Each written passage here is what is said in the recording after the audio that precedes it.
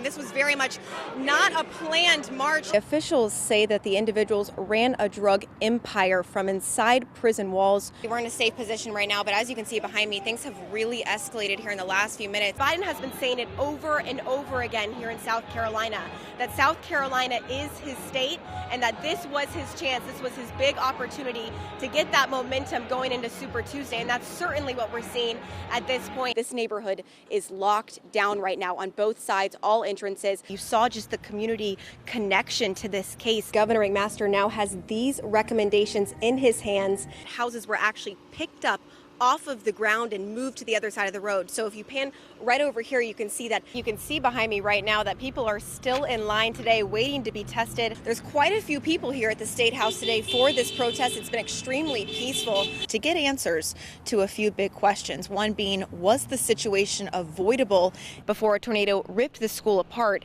It's also a symbol of perseverance and better days to come. This rise that we're seeing closely correlates to when everything reopened. The tension I'm getting in the air, people are scared right now, but they're also upset, saying we're peacefully protesting. We can expect to see a 16% increase in the number of doses. And you can see where the downed tree has caused this power outage in this area, and you can really see the sheer force of this storm by unanimously voting to have the Sims Hall right behind me renamed. KC police announced the tragic news that Little Faye's body was found right in the neighborhood behind me, along with an unidentified man's body. The accuracy depends largely on who is selling the test, but they're preparing to have them ready to go in the next few weeks. Mask mandates can be pretty confusing right now because the rules of whether a mask is required right now at places like restaurants and in retail spaces really varies from county to county. Smolin tells me she came out of her house on Friday night to get her purse from her car.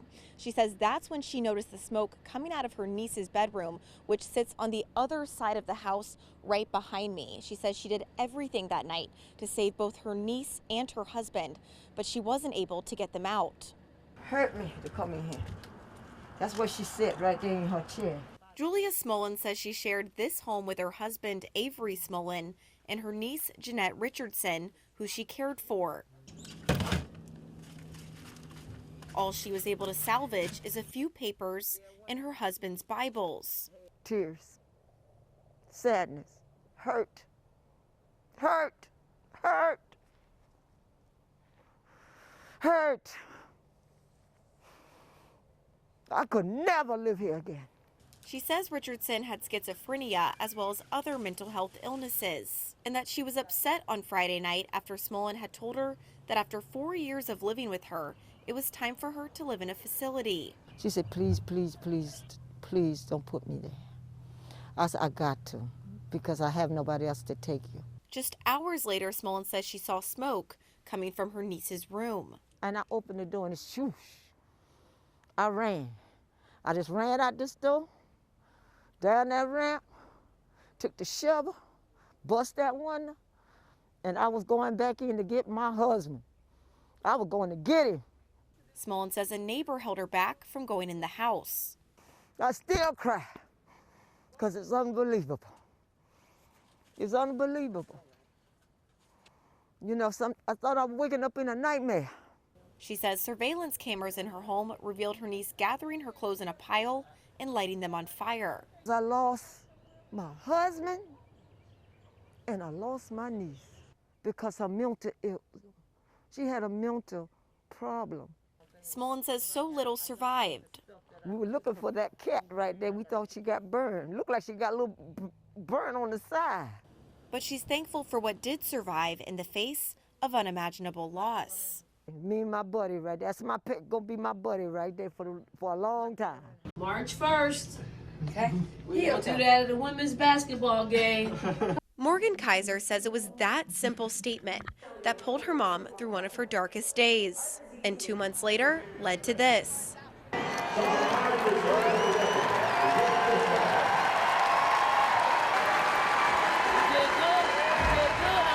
54 days, each filled with hours of practice, walking on her new prosthetic leg. And Shawn Kaiser was ready to take the court. I have to pinch myself. I can't believe it's me, getting ready to walk across the basketball goal, and wow.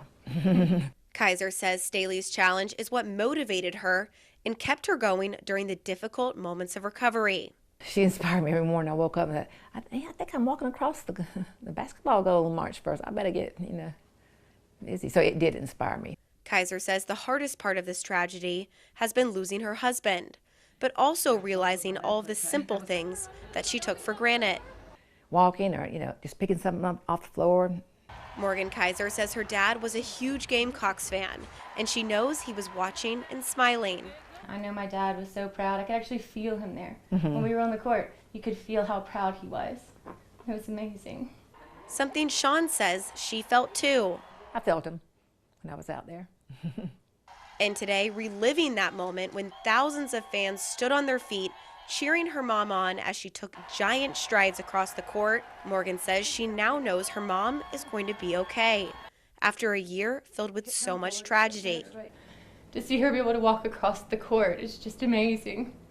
I can't even say how thankful I am to Don Staley for this, and to the whole court, and to everybody for helping Sean. Because knowing that she can survive, it's just such a weight off of my heart. Kaiser says she hopes her walk inspires others and helps stop another boating accident like the one that killed her husband from happening.